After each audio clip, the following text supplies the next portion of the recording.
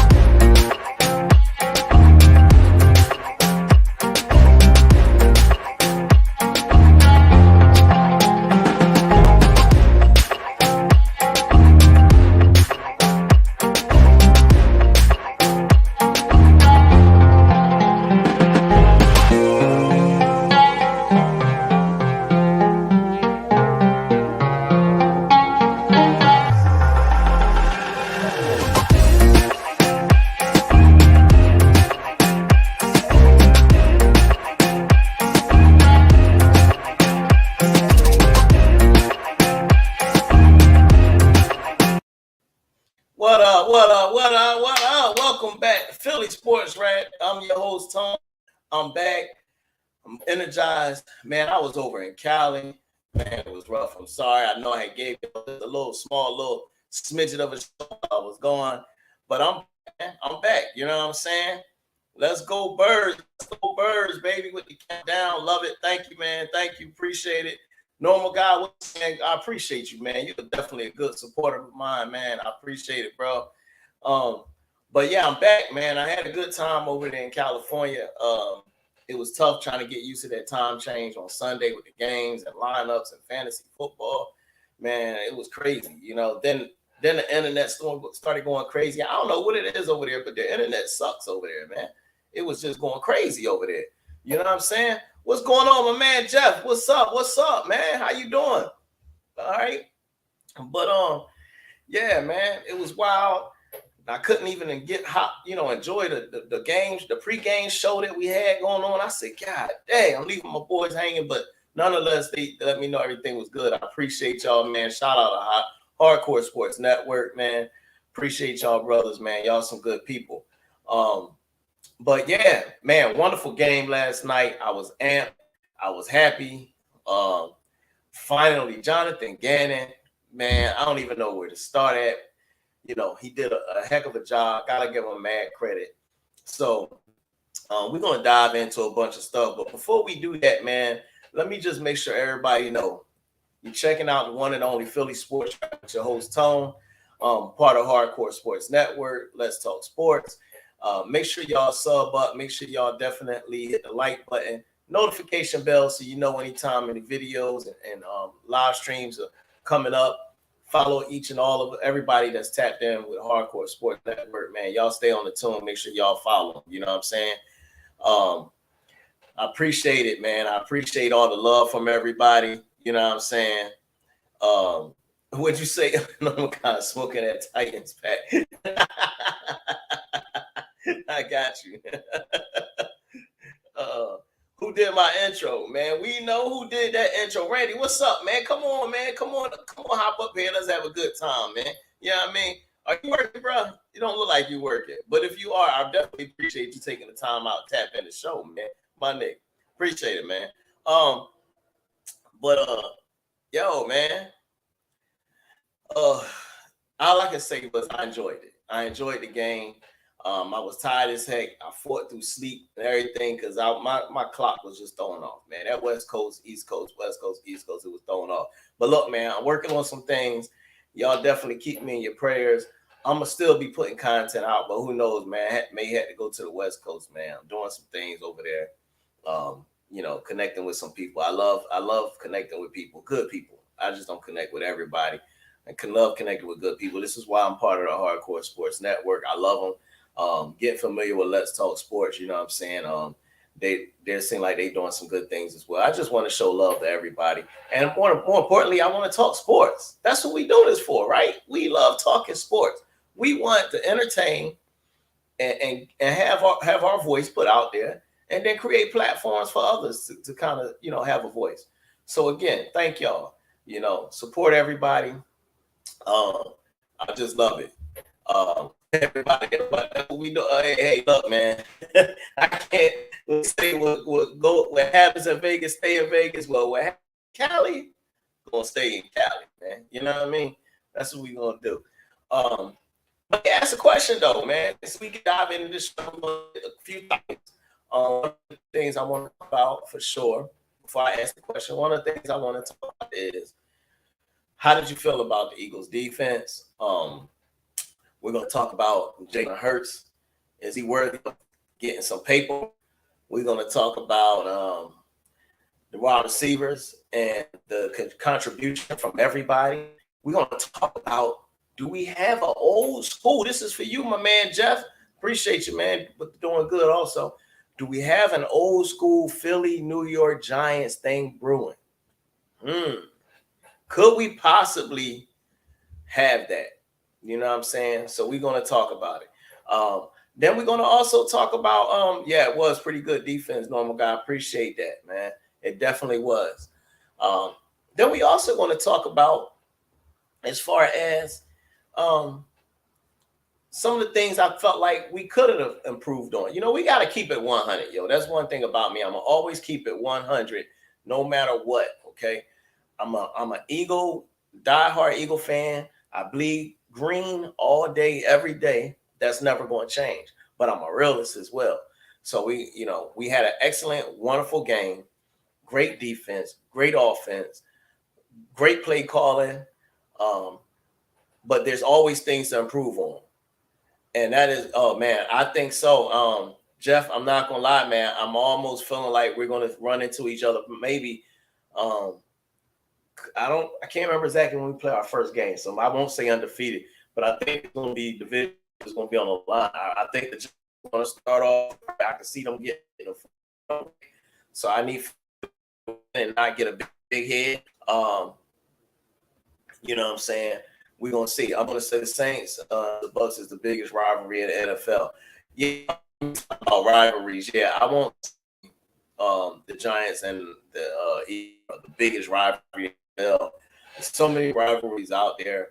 The Saints play one and it's growing even more while he's over there. But hey, Brady and Gannon kind of got over the little hump, or got the monkey off his back for now. They finally won this past week. Also, what was a big surprise for y'all, man? What was one of the biggest surprises y'all had this week? Because again, we still early in the season, y'all. It's only 2 weeks. 2 wins means nothing. But you're 2-0. That's all it means. It just means that you're 2-0. Okay, so we got to keep it 100, keep it real. We just 2-0. All right. So let's see what happens with this as we continue to move forward. Great job again by the coaching staff in Philly. I watched the whole game again today. Was able to see really what went on and what happened. I love it. So Normal Guy said one of those drinks was, yes. How about that surprise? How about the Jags beating the Colts? Normal Guy, I love it. Absolutely. How about that, man? That was a big one. Jags beating the Colts. Then we got my man Jeff say no hate yesterday. Eagles look great. Appreciate it, Jeff. Like I said, man, I think we're gonna run both of us are probably gonna be pretty decent when we run into each other, man. New York did their thing. I'm gonna say them guys are looking like they're hungry and they're gonna fight to the end. I don't see any quitting them. I think the Bowl is doing his thing over there. He got them playing. Saquon is definitely looking way better than last year. It's going to be, something else. My man Chad, what's up, man? He says, what's up, Philly Sports Rat, man? Down the rest of the ref for the Steelers versus Patriots game. A lot missed holdings and bad calls. Hey, man, Chad, yeah, you're right, man. That was something else. I actually picked the Steelers in the football pool. I picked the Steelers on quite a bit. I was hurt. I could not believe it because I had no faith in the Patriots after what I saw their first week, but it's week to week league. Um, but yeah, the Steelers had a couple bad things go against them, man. Um, Pennsylvania State, man. So I'm still gonna pull for them boys until they play us. Now, when they play Philly this year, I can't go for the Steelers. Hats off. I respect them all, but definitely, man. That's yeah, that was a surprise for me. Another surprise for me, like you said, was that Jags and Colts. For them to shut the Colts out. What's going on with the Colts, y'all? Anybody got any ideas? What is going on with the Colts right now? Why aren't they doing what they supposed to do? You know what I'm saying? Just as they just announced who will be on the ballot for the Hall of Fame next year, and Darrell Reeves and Dwight Freeney on the ballot. First time. Wow, big.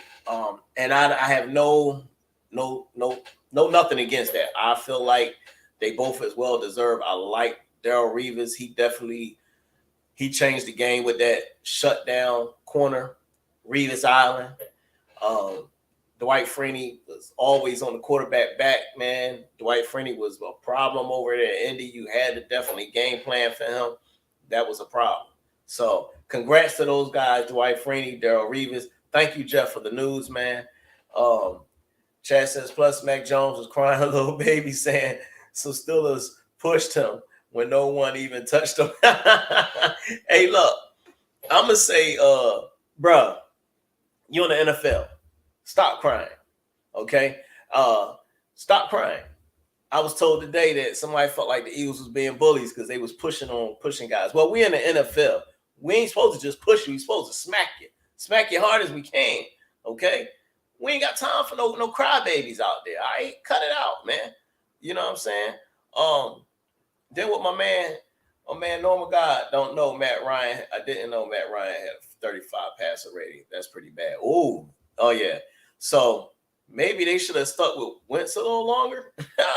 Reeves and Freeney, two of the best defensive players during the 2000, early 2000. Yeah, absolutely. They were very dominant forces, man. Them Jets was a problem on defense, especially when you had Rex Ryan over there and them guys, and they was coming at people. So that's it. And like my man just says, football, you're going to get bullied. You got to fight back. And if you don't fight back, bro, you're going to get ran over, pushed around for a good 60 minutes, okay?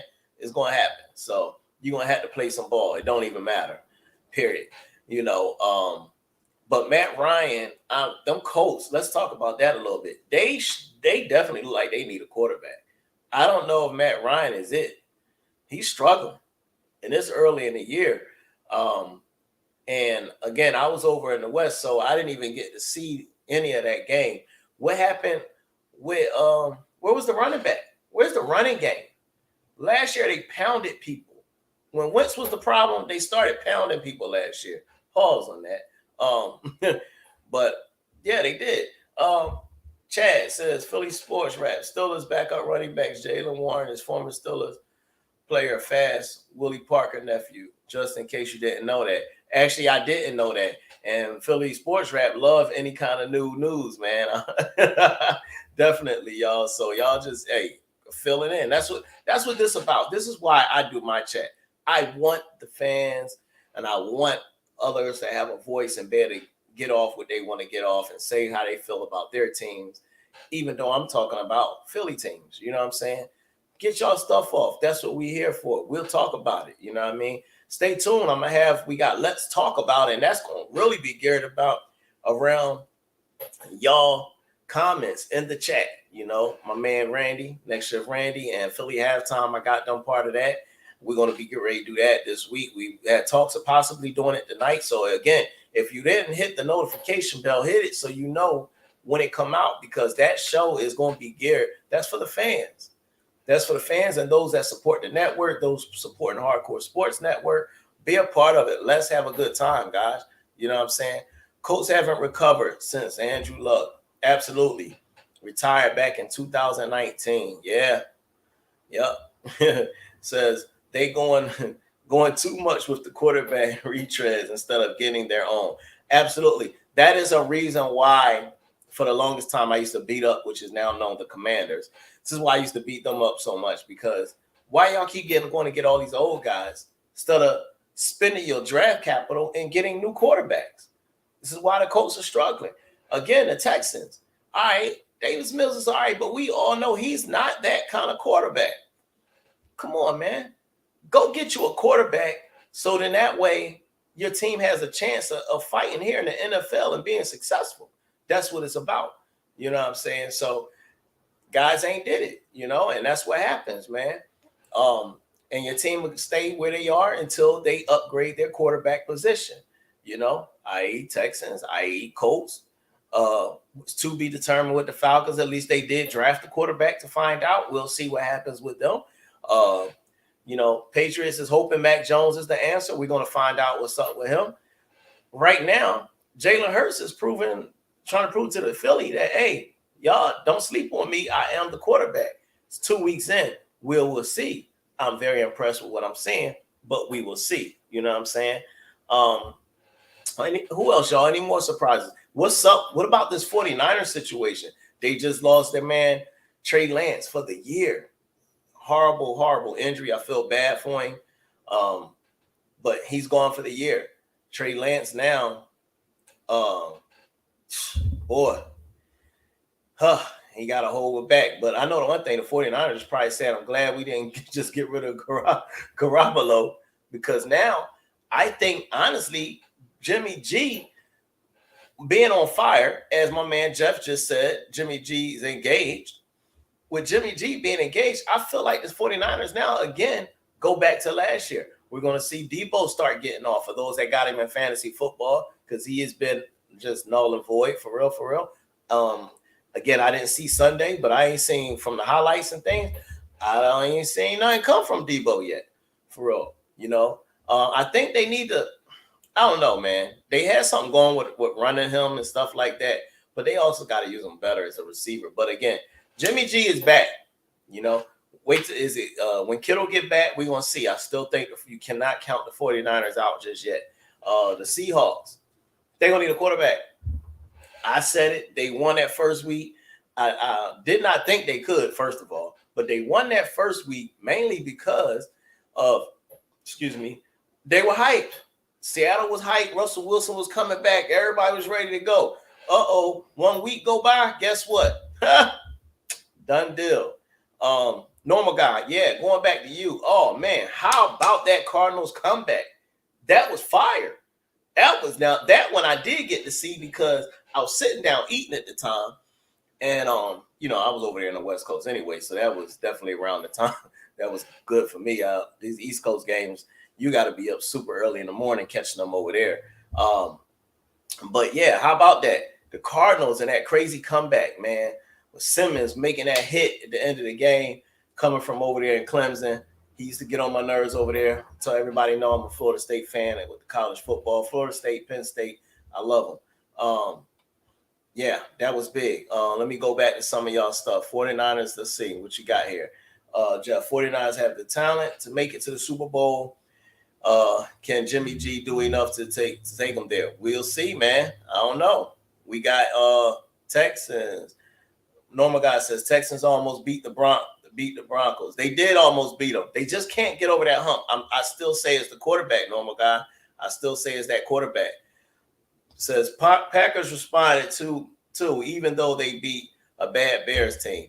Yeah, they did. They did respond, and they did beat a bad Bears team. Absolutely correct. But they came back, got them a W. Raiders and Bengals 0-2 is surprising. Big surprise. Bengals 0-2. Raiders 0-2. Hey, for those that didn't see it, go back to the morning show when we talked about it.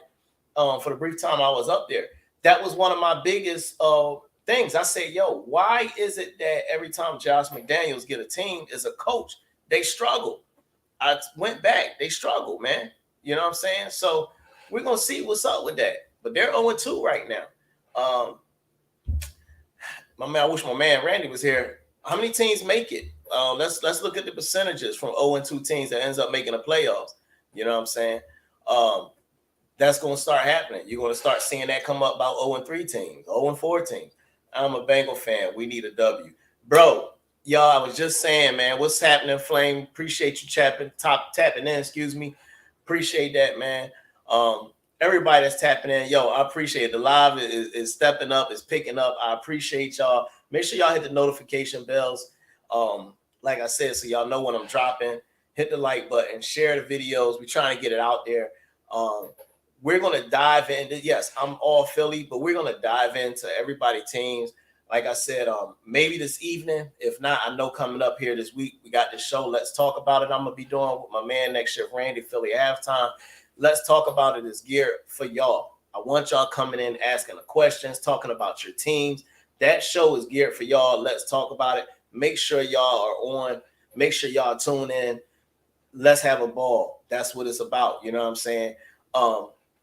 But yeah, like I said, that the Bengals, man, yeah, they're hurting me right now. And I be playing a football pool, and gosh, you know, y'all hurting me. I'm catching L's, you know what I'm saying? Jamar, appreciate you tapping in the chat, man. What's going on, bro? Definitely, y'all. So yeah, those are some big surprises, man. Teams are going to have to step it up. You don't want to start going down 0-3. You do not want to start doing that. So that's a problem. They got to step it up. Let's talk a little bit about this last night game. We're going to start off with the Buffalo. We'll do Philly and the Vikings last. Let's talk about that Buffalo team. They got a game against Miami coming up this week. Yo, what do y'all feel about that? Who you got? Tell me right now. It's early. Who y'all got between the Buffalo Buffalo Bills? I'm looking at the question, comments about the Bengals. Before I go there, real quick, my man said Bengals need to fix up that O-line. Yeah, bro, they got to fix the O-line. I really wish they would. I love Joe Burrow, Jamar Chase, and all them guys, man. They got to – I thought they fixed it with their signings. We'll see what's up. But yeah, they said the Titans forgot there was a football game tonight. Yeah, they definitely. The Bills has blitzed their first two opponents. The Rams wasn't ready. They caught them. Titans apparently wasn't ready, but the Titans should have been ready for sure. After they seen what the Bills did, I think the Titans was on a hangover from losing to the Giants. Man, Jeff, I think y'all did something to them. Y'all upset them. They can't get right. Or big question, y'all. Is the fact that A.J. Brown now plays for Philadelphia exposed the Titans? Was he the reason why they were that good? Clearly ain't Tannehill. He got benched. We're going to see a change in the guard over there, quarterback for those Tennessee Titans. What y'all think about that? Do they start winning now? Because now you got to worry about his legs, just like you got to worry about the Eagles and Jalen Hurts' legs and quarterback in the quarterback position. Do you have to worry about that? But the Bills, the Bills are something. The Bills, yeah, they definitely something different. They not playing this year. I think they took it personal that they lost last year in the playoffs to the Chiefs. I think they took it personal, and they're looking like they're getting ready to be the cream of the crop in the AFC this year. But I still think KC got something to say about it. You cannot count them out. They're still winning without Tyreek. But again, what do y'all think about this Titans? Y'all messing me up with the question. Comments. Titans do have an O-line, or hold on. Titans don't have O-line or wide receiver talent compete. Correct. It's definitely showing up, especially in the wide receiver position.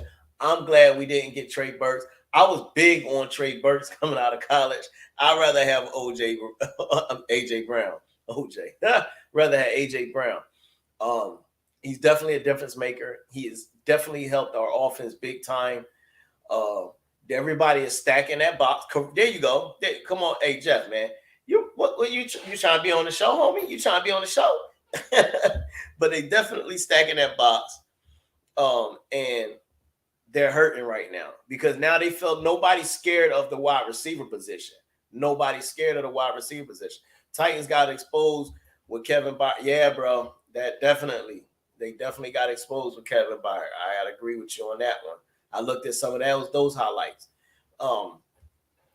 It's a problem. But Tua threw for 6 touchdowns. That's the player of the week, ain't it? 6 touchdowns. Tua threw for 6 touchdowns, y'all.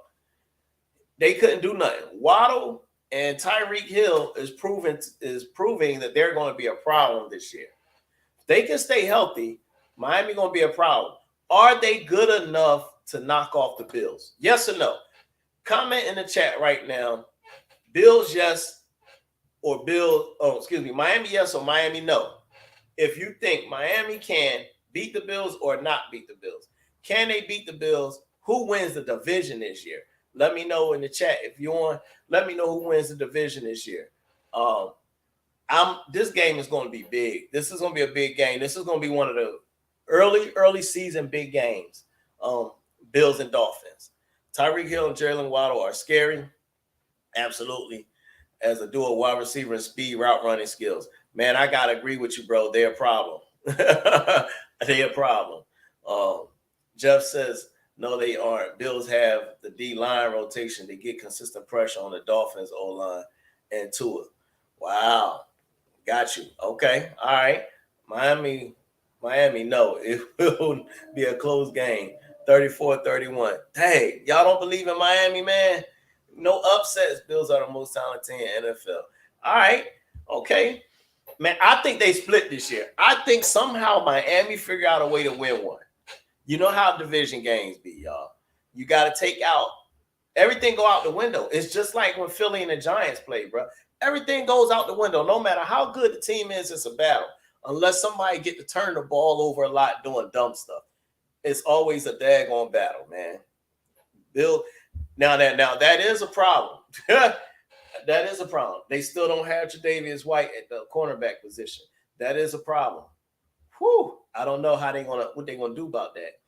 I don't know if he's gonna play this week or not. So Miami will see. But yeah, they're gonna be better with Tre'Davious White. I gotta get a Bills and Miami fan on this chat, man. If y'all know anybody that's a Bills and Miami fan, share this joint with them.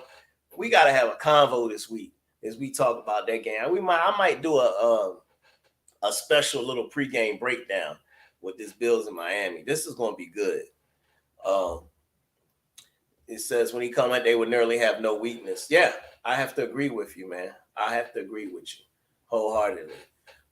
But again, right now the Bills are looking like cream of the crop. They're looking like icing on the cake. They doing their thing. Bill Mafia is still jumping through them tables. Yeah, right. They going wild, bro. They going wild. Look, this might mess them up. Long as they don't do all this, get to the Super Bowl and lose. They had what, 4? Was it 4 straight they lost in the Super Bowl? That was just, or was it 3? I think it was 3. But that was crazy. We can't have y'all going there just to be losing, man. We need to go and win. You need to take a page out of the Giants and the Eagles book. When you get to the Super Bowl, you're supposed to win it.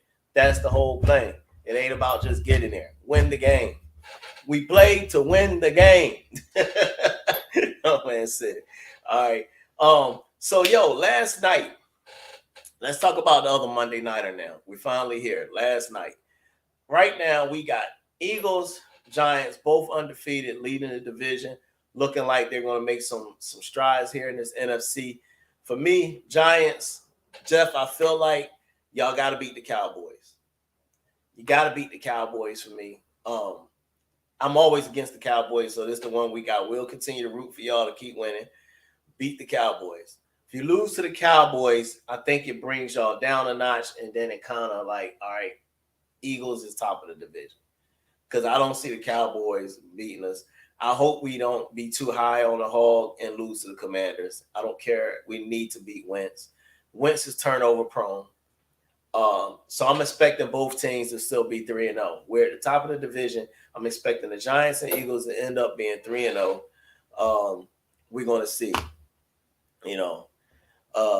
My man just said Eagles have a very balanced game offensively. Hurts, Sanders, Goddard, Browns, Watkins, all had big contributions. Yeah, and that was big because I went on and did a show, and I was like, look, too much A.J. Brown. We can't be doing that. You know what I'm saying? Can't have that. I wanted this spread around. Sorry about that. Somebody calling us, but they can wait. I want to spread the ball around. And they did that. They came out, they spread it around. AJ, I think, went 9 for 9 on that first drive and a touchdown. He's a big threat. He can beat you with his legs. He can beat you with his arm. He's definitely showing improvement this year. We're going to see. Jeff says the Giants offense need to show up. Leonard Williams will probably doesn't play with the sprained MCL, but we may get Kayvon Thibodeau. Okay, and I can't never pronounce that linebacker name for the Cowboys game. That's good that y'all getting some people back. Y'all are definitely on that O-line, though. I'm going to need y'all to watch out for Parsons because he was destroying the Bengals O-line. He was just completely destroying them. So I'm going to need y'all rookie to watch the film and be ready. I do not want Dallas. They already won one game, y'all. We cannot let Dallas win another game because all them fans going to come crawling out like from under the wood like the roaches do it late at night, and they're going to get them moving around and dancing and doing everything else they do. Let's keep them jokers down. You know, they feel like they did something because they turned around and beat the Bengals, but the Bengals are struggling, all right? Don't let it fool you. As they say, don't let the smooth taste fool you. Giants signed Jalen Smith to the practice squad. Yeah, I saw that earlier. Jeff mentioned that. I guess that'll work out. I don't know. Daniel Jones need to have one of those games Jalen Hurts had last night where he missed the game for the team. Yeah, because he has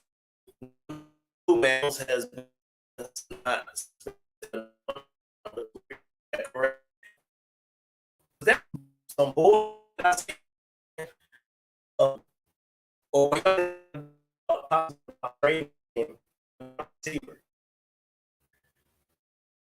that's and I was what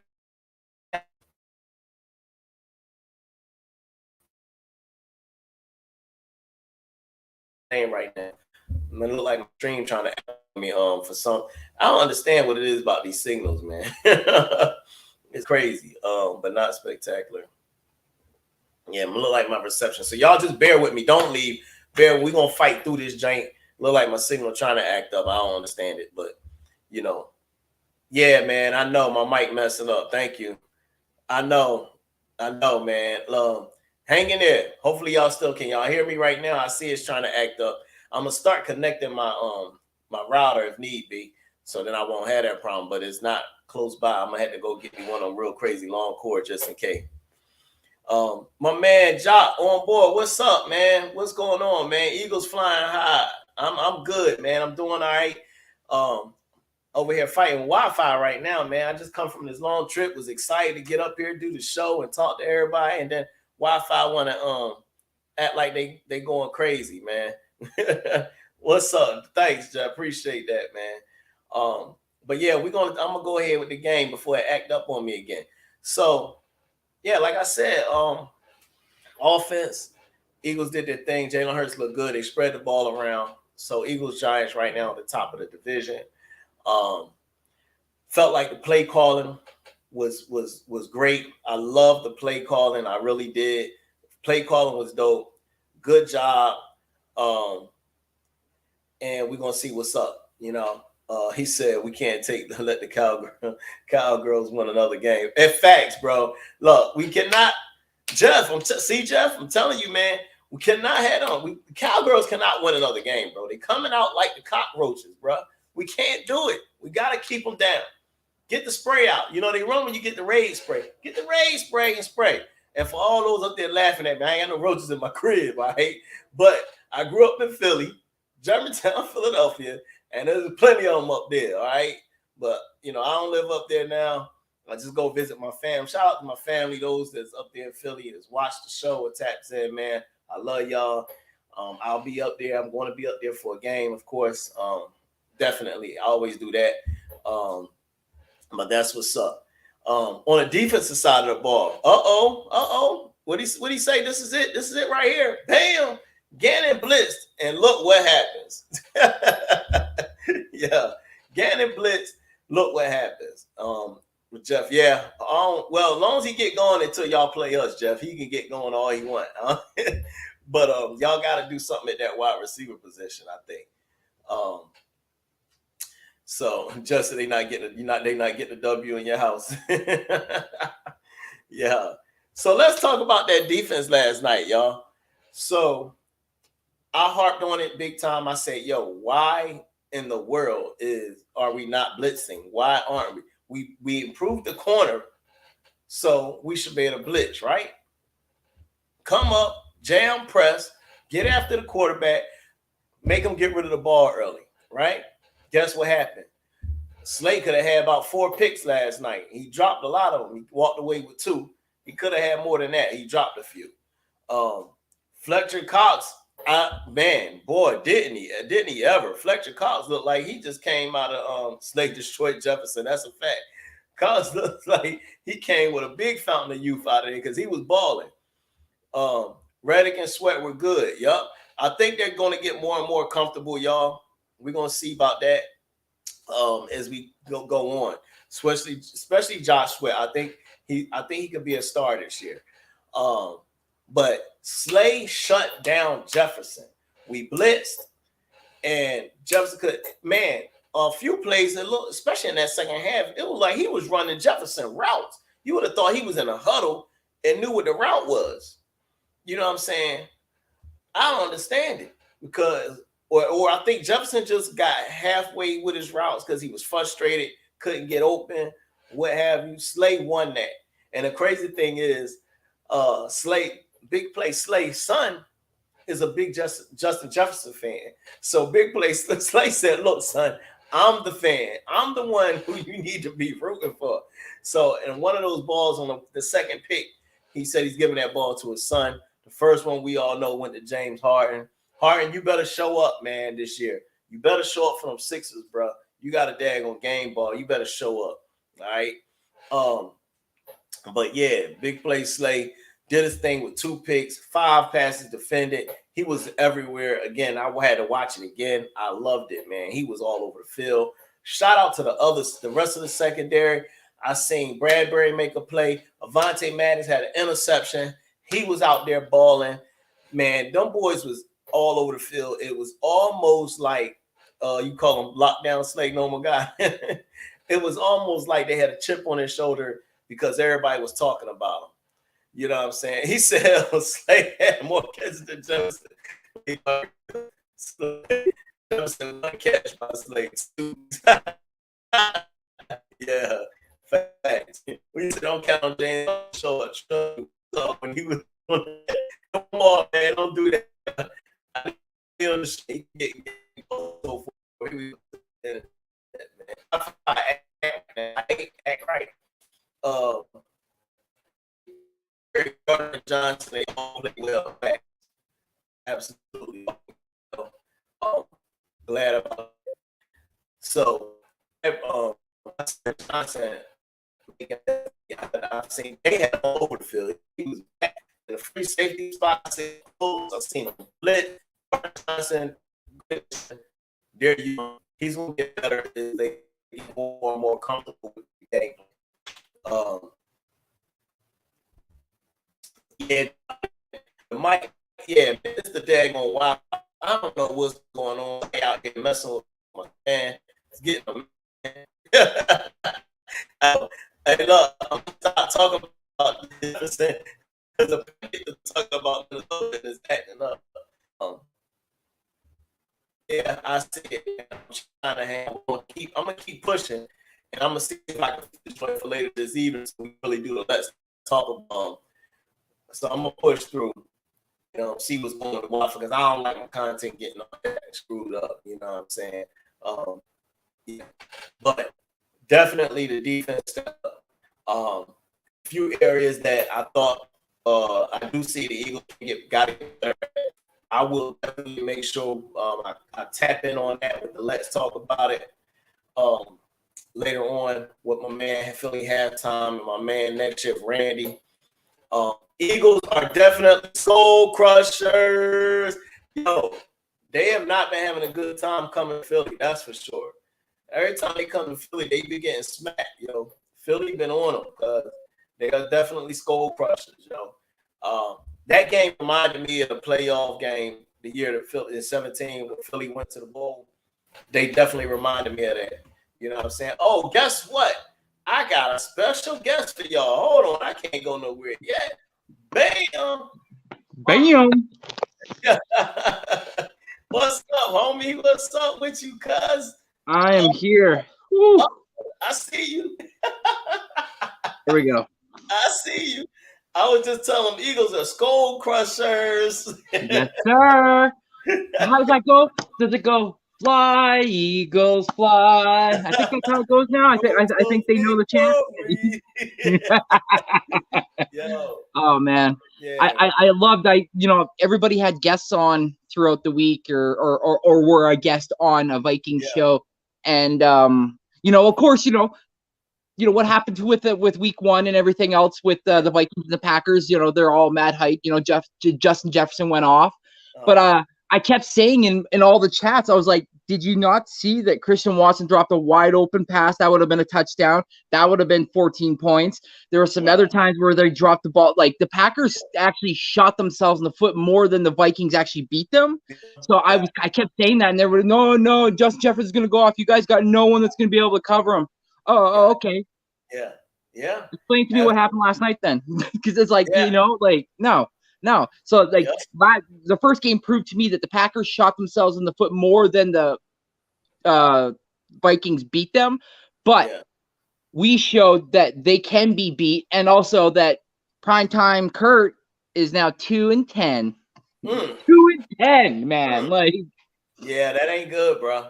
No, and I kept saying that. Everyone's like, Kirk Cousins has the numbers. I'm like, yeah, but he's 2-9 in primetime. Like that stat does not lie. So and I just kept leading with that the whole entire week. And yesterday was nice. I liked it. Man.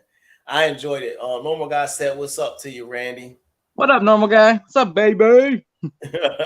Y'all, just for those that don't know and that's tapped in, I got my man Next Shift Randy. He's tapped in up here on the show. Y'all make sure y'all sub him up. Make sure y'all show him love and whatnot. So Randy, what I was telling them was, I think Philly halftime told me he was good to go last night. Good to go tonight. We may go ahead. I'm gonna save some of the stuff I want to talk about for the Let's Talk About It segment that I got with y'all two guys. We'll get our show going later on this evening. And I told them, one of the things I wanted to be able to do with that platform was have them chime in on the chat. We talk about any and everybody, any team, everybody. Answer questions, whatever they got. We're going to talk about various topics. I want to provide a platform where they can come and they can feel like they got somewhere to hang out and let it all out. You know what I'm saying? Yeah. And what better way to have than have you guys up here with me? Hold on, I got another surprise. I'm just loving it. Bam! There you go. That's right. There's a little bit too much green up here, so I'm gonna bring some blue. I'm gonna bring some blue back to this channel right here. How does it feel, guys, to be sharing the top with us? How does it feel to be sharing the top with us, the New York Football Giants? We aren't started on the bottom. We're here. Okay. We are here at the top with you guys. What's going on? All right. I want to say though, Jeff, you are at the top definitely, but it's us then you. Yeah. Us then you. Yeah. We'll see about that. Stat wise, we have more points scored. Yes, you do. So defense. Stat wise, we are. Hey, it's close. It's close. Our defense is really good right now, so I'm just telling you, and we haven't even gotten Tibbs or Ojolari back. All right, so when we get Tibbs or Ojolari, it might be even better. Just saying, but I'll give you guys props. You look great yesterday. You really looked great last night playing. Yeah, man, we definitely did. But even the alphabet knew that E comes before G. Oh yeah, I see where you went there. We owe you guys an ass whipping when we see you, so we'll wait until we play you guys again. Later this season. We'll see what happens. It's gonna be fun. This might be the game that Daniel Jones finally plays great because he has not looked good so far. Hey, man, props though, man. Jeff, I have a good time, but y'all are balling over there. It's So definitely looking like it's going to be a 2-team race, and it ain't who everybody thought it was going to be. You heard a whole lot of Philly Cowboys. You counting out Washington? After what happened, you counting them out already, or you still think they got a shot? I'm still got a question mark. Can I put a question mark over them? I still got. Yeah, you can still put a question mark on them. Absolutely. Yeah, I got to see some more. I'm not comfortable with Wentz. They got to get Wentz to, because he can start. He gets very turnover friendly, man. He gives the ball away a lot. And that defense is supposed to be a lot better than what they've been playing like a little bit, like that. Their defense is kind of being a little sus. Like, they're good. They got some players over there, but I mean, like, the fact that they lost to the Jacksonville Jaguars, it's kind of like, like they're kind of like they showed us their kryptonite. They showed us like where the chink in the armor is, so to speak. So I need to see another game. Sorry. That Chase Young injury, you think is starting to hurt them right now? In fact, he's not on the field. I say that, and I'd also probably even go a little further and say that maybe that turmoil in the offseason when Jack Del Rio came out with those comments about, what he thought happened at the Capitol or whatever you guys call your federal building there, the raid or whatever it was. Yeah.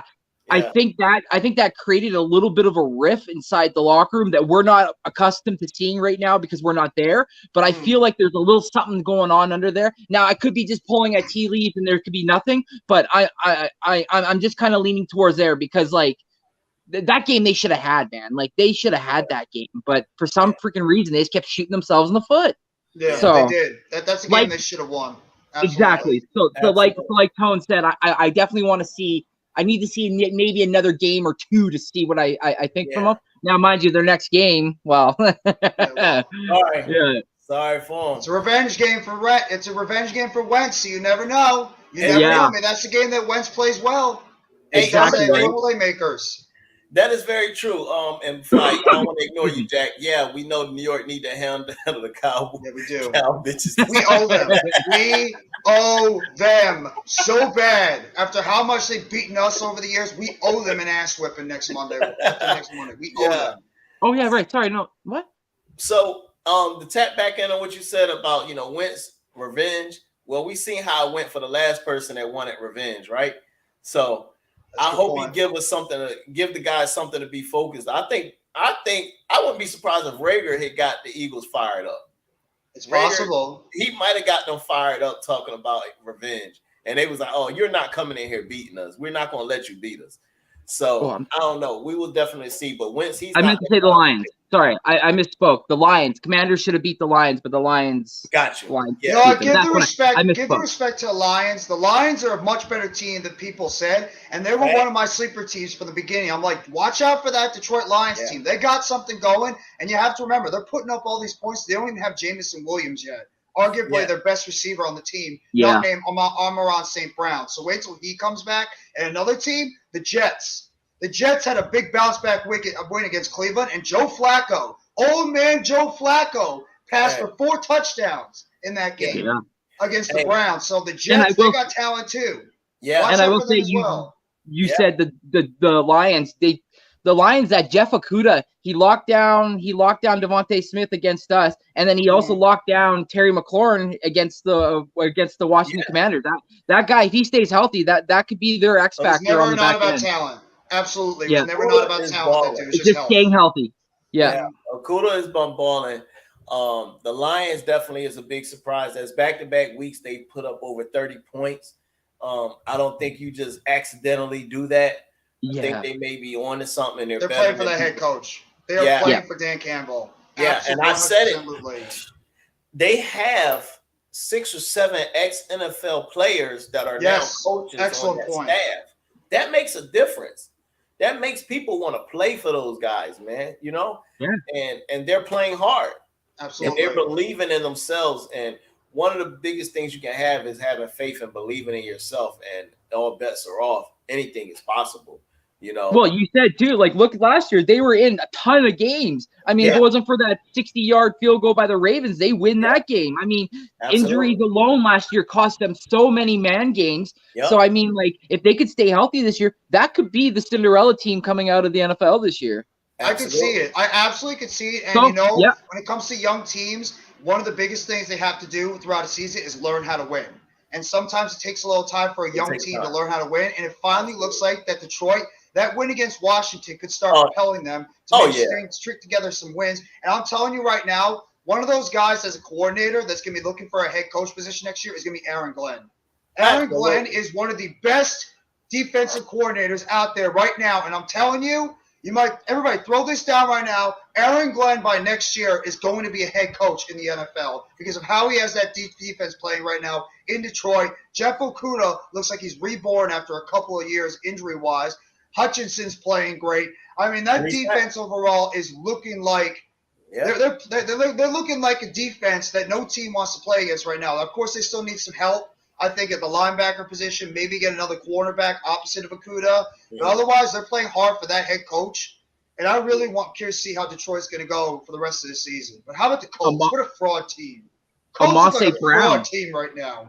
And Amon-Ra Brown is playing out of this world. He's playing like he people forgot that he was even a draft pick. You know, I'm glad you said him. I'm glad you said him because everybody in that draft keeps talking about Jalen Waddle, Devontae Smith, Kyle Pitts, and Jamar Chase. Everybody forgets Amon-Ra St. Brown was in that same NFL draft for wide receivers and tight ends. And Amon-Ra St. Brown has just quietly put together a really awesome rookie season where I believe he just got underneath 1,000 yards, or he might have had 1,000 yards. And then this year he's off to an incredibly hot start for one of the wide receivers this year. So, I mean, that's another guy right there. Amon-Ra St. Brown, I really can't wait to see what Jameson Williams is going to bring to that Detroit Lions team because he's that vertical threat, that true number one. And if he could take the top off that defense, it's going to make guys like Hawkinson, Amon-Ra St. Brown, and, of course, DeAndre Swift even better in the run Jamal game. Williams. They got the two-headed monster, Jamal Williams. DJ Chark. Exactly. Like, man, like we said, like, I think we overlooked just because we go based off of previous experience to what we saw last year, right? And what we saw was like a team that could compete, just couldn't get over that hump. And now this year, they're showing us they're doing that again, but this time they're actually starting to compete and keep up. Like you just said, 30-plus points back-to-back weeks. That's not by accident. That's not accident. No, that's good coaching. That's scheme. That's healthy players. That's everyone believing that they're going to take a kneecap. So I want to know. Oh, go ahead. I was going to ask like what you guys thought about. Like, what do you guys like about that Eagles game last night? What gives you, after the performance, I'm going to go specifically. What did you guys love about Jalen Hurts' performance last night? You think it's a one-game mirage, or you think he's going to be able to continue it throughout the rest of the season? I'm going to say no. I don't think it's a mirage because I actually felt like he played good back-to-back games. The first game, a lot of people looked at the percentages, but I saw him throw the ball away. He did not turn it over. He would have had another game without a turnover had it been for Gainwell catching the daggone ball. It hit his hands and went up and got picked. It wasn't like Jalen threw it straight to the defender. He is so far, again, it's early in the season. I don't want to take nothing from him. But so far to me, it's like he's turned the corner. Everybody's always said he has never been in a system for more than 1 year. Every year it was a constant change, offensive coordinator, team. You know, even in Alabama, they kept switching coordinators. You know, one time you got Sarkisian and this or Kiffin and all this and that. This is his second year in this system. His second year in the NFL, even though technically he's been there 3. Wentz played, he only came in for 4 games or whatever it was at the end of that first year. So it's really not enough time to really learn. He's learning on the fly. So to me, this is his second year in the NFL, full second year, and he's starting to get it a little. Yeah, he's going to still need to read a couple more coverages, but so forth and so on. I rewatched the game, and I saw a couple passes. I was like, all right, he'll get better. He will get better. But what quarterback doesn't make a simple mistake or miss a read? He's human. Daniel Jones did a couple of times in the game against the Panthers this past Sunday. He had a couple of guys wide open in the middle of the field that he did not see. And it could have been touchdowns or big plays. So I hear you on that one. Yeah, absolutely. Because even if you look at it, even with Kirk Cousins,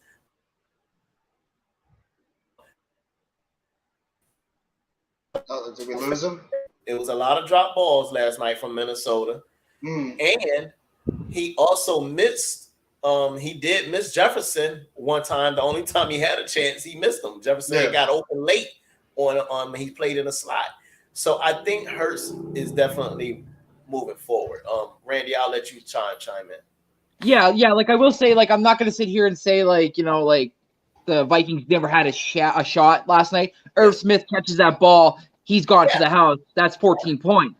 So I mean, like there's certain things that happened and certain things that turned out the way they did. Now, like you said, could it have been that Rager kind of like put it out there, revenge tour, and they're all like, yo, what are you doing? What do you mean revenge?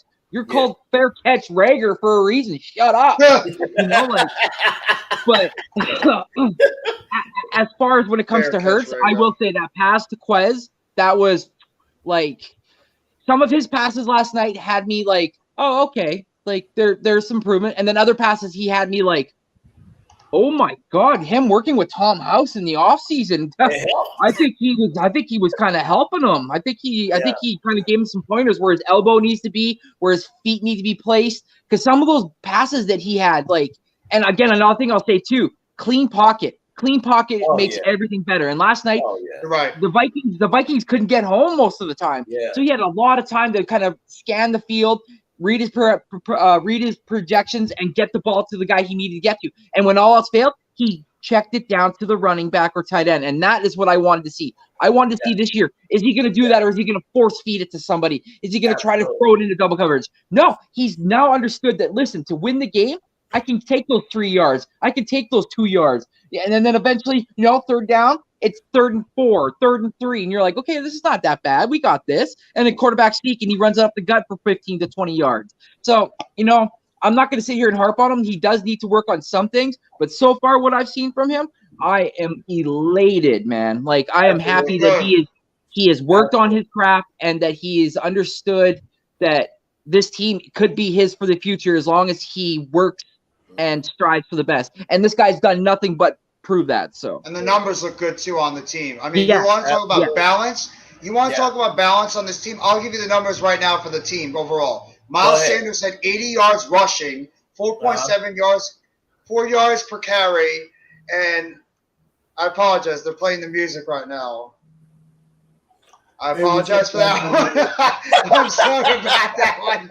They're playing a video on the screen while I have the stats up right now. But I didn't even hear it. They heard it probably. I didn't hear anything. Miles Sanders had 80 yards rushing on 17 carries, 4.7 yards per carry. Hurts had 11 carries, 57 yards, 5.2 yards per carry with 2 touchdowns. His long was 26. Sanders was 12. And you want to talk about the balance between your top 4 guys on offense? Yeah. Dallas Goedert led the team with 5 receptions for 82 yards, 16.4 yards per catch. His longest was 24. He had 6 targets. Devontae Smith, 7 receptions, 80 yards receiving, 11.4 yards per catch. 19 was his long, and 7 targets. You had Quez Watkins. He obviously had the big play of the game, as Randy alluded to before. Beautiful pass there, the 35-yard touchdown. 2 catches, 69 yards, 34.5 yards per catch. 1 touchdown, 53 yards being his long, two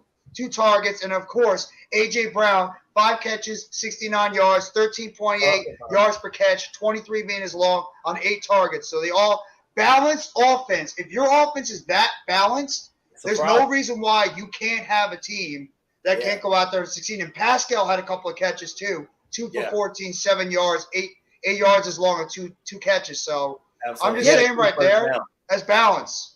That is balance right there. And that's a recipe for success for your offense going forward if you get everybody involved. So everybody out there, as y'all can see, who was hacked is my man Mitch came on the stream. What's going on with you, Mitch? And all those that like that countdown, he is the creator, the content maker, the one and the only Mitch. What's up, bro? and as he now is not there. And he's gone silent. Yeah. And Mitch is taking a nap. Yeah. Jock says Cousins hit his receiver. His name was Slay. Cousins was awful last night. Cousins was bad. What do y'all think about Mr. Rager? Did y'all see him on that screen pass and he had that crazy look in his face like he always do? What happened? I'm telling you, dude, Rager stinks. That's all I'm gonna say. He's not even a professional receiver. He's not even a professional receiver on that team. Let's just be real. Come on, guys. Yeah. I will say when Kayvon Wallace licked him on that punt return there and like just leveled him and then got up and ran through the end zone and was doing the bird. Like he got up and he was like looking around like, this is Philly, right? Like I'm not in Minnesota. Like what's going on? Like he just got smashed by Kayvon. And Kayvon was like probably wanting to give him one or two from practice from years past. So that was kind of cool to see. Yeah, his revenge tour ended. I mean, really Rager could fit well Yeah. He could play well for the Giants. Yeah, enough receivers. No. All right. Now I have to get into it. Mitch had to open up his mouth about my team now with my receivers. So you know what? Because there's been news going around about the Giants wide receivers. I don't know if you guys heard about number 19, who I will refuse to say his stupid ass name because of his performance out there. Number 19. No, that's Mac, our buddy Mac, the Giants fan, another great New York Giants content creator. If you haven't subbed up to him, go sub him up. Okay. He's even calling him number 19 right now because that dude does not even deserve to have his name said on this team. God. Because of the fact he cleared out his locker after taking 2 snaps in the game. 2 snaps. And he cleared out his locker and got the hell out of there. And now the Giants are right now going out there scouting and looking at some receivers as Brian Dable was on a Zoom call today. And one of them actually, possibly, could be a guy that was here not that long ago, Odell Beckham Jr. That was on the receiving end. Because Kenny Galladay, I said the name. Kenny Galladay is a guy right now that clearly the team does not believe in, and that clearly Brian Dable does not want to play. So it looks like that they're going to try to do everything they can. There's even reports it could possibly be a healthy scratch. I don't know what's going on with Kadarius Toney. I told you during the game, Jeff. I said there was probably a rift going on as to why he wasn't being used and only being. He sucks. Yeah, that's why. And somebody said something to him, and he probably got into his feelings and was like, like look what I did in Detroit, and everyone was like, yeah, Detroit. Like you were the only guy on that island with, for a bit. But I wouldn't be surprised if you guys sent his ass to the Packers. I would love it. And in terms of this. O'Shane Ximines has been absolutely unbelievable for the Giants this year. All the Giants. You want to talk about you guys hating Derek Barnett? O'Shane Ximines was the defensive player the Giants fans couldn't stand. And all he's done this year, he looks like he's finally in a defensive system that fits his scheme, fits his playing style, because he's just gone out there and he's been a terror on the defensive side for the Giants. He has a sack. I think he has a sack or two. He's been getting constant pressure on the opposing quarterback. He's been a guy that's been batting down balls at the defensive line, and he's been actually a guy that's been consistently out there playing very well. And if he keeps playing like this and we get Thibodeau and Ojulari back on the outside, and he could be that special third down pass rusher, especially with Leonard Williams probably out for a little bit. O'Shane Ximines, I bashed this guy all offseason. We all, as Giant fans, could not wait to get rid of this guy. I'll give credit where credit is due. O'Shane Ximines has been great so far this year. He's been great for this team. Sirianni, you hear that, right? We need to make sure we prepare for him. Yeah. All I gotta say is, have you ever heard that statement? all I gotta say is, last night on the Raw watch along, I got attacked by New York fans. So this is payback for me. I gotta get everything out. Jeff, I got attacked last night. It wasn't me. It wasn't me. I didn't say it was you. It was your fan base. Don't look at me, man. Tell them. Tell them. Well, at least you're welcome. You're welcome. We definitely thank you for Bradbury. We have Adoree Jackson, so we're all happy with that. And he's been pretty damn good this year so far, too. And DC Wake Martindale, right? Good. Wake Martindale, yeah. Wake Martindale has been such a great defensive coordinator for us. The constant pressure that he's been getting on teams. And we have, like I said, we have not had our dominant pass rushers yet. And right now, Wink Martindale's defensive scheme has been absolutely fantastic so far. He looks like an OG blitz with that concepts. thick gold chain on his Oh, I neck love with the Wade. glasses. You know, he just looks like he's still got that swag from when he came from the Ravens. You know, he's just. I love it. I love Wake, man. He's got this. He got the defense with swagger right now. The defense has got a swagger they have not had in a long time. I love it. I'm happy for you guys. I'm seriously like I've secretly watched you guys. I mean, I've secretly used you guys to win money against my father. He'd always have the Patriots, and then I'd be like, well, I got to take the freaking Giants, and then all of a sudden I'd be like, I picked the Giants and I won. They're actually okay. We made you sweat a little bit. We made you sweat. Yeah, but we made you sweat a little bit, but we got it done for you. Yes, you made me sweat. Say some things I probably didn't want to say, but yeah. So how about this little? Can they keep this up? Can the Giants be consistent and keep this up? Yes, because you want to know why? We haven't played well on offense yet. And we're still missing two of our best players on defense. And our offense has been very bad so far. He's minus Saquon Barkley. The offensive line for the Giants was awful yesterday. Let's just be real. It was awful. Daniel Jones, like I said, has missed a couple of open guys that were in the field. Kadarius Toney was wide open on a play where he could have literally walked into the end zone. Daniel Jones didn't see it. And also, there was wide open Sterling Shepard in the back of the end zone that Daniel Jones didn't see. The offense passing-wise could be a lot better. So that's why I still believe the Giants have played not that their best football, and they're still 2-0. I can't wait to see this team when they actually start playing their best offense because it's going to come eventually. Who are your next couple of games? Who do you have?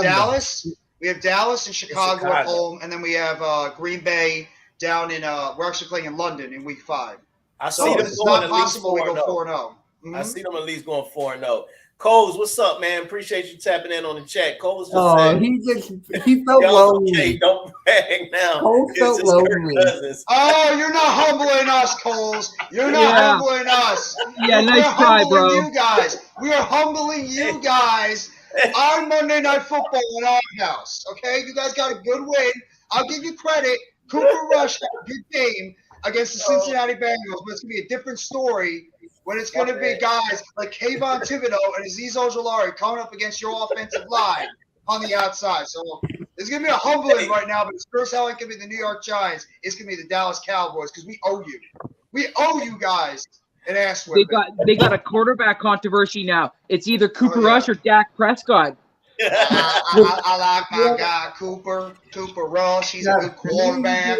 I would pay him all the money he wants. Dak, I'm sorry, you're all the before bitch. the game, we gotta give Cooper. We gotta put the lotion on the skin for Cooper because he is so damn ginger. The goddamn guy will burn during the game. So we have to make sure we put the lotion on the Cooper because he's such a ginger. He'll burn during the game.